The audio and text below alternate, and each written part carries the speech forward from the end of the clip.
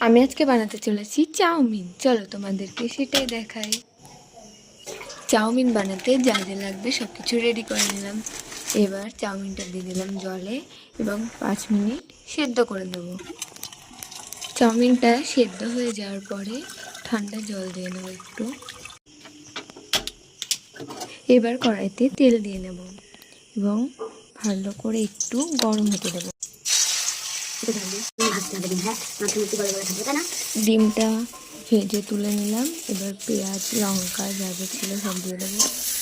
হালকা ভাজা ভাজা করে নেব।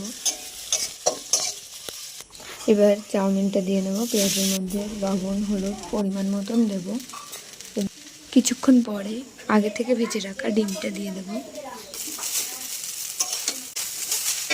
চাউমিনটা ভাজা ভাজা হয়ে গেলে লাস্টের দিকে সস অ্যাড করে নেব যাতে কালারটা ভালো আসে। চাউমিন রেডি হয়ে গেছে আমার বানানো চাউমিন। চলো এবার সার্ভ করে খাওয়ার পালা।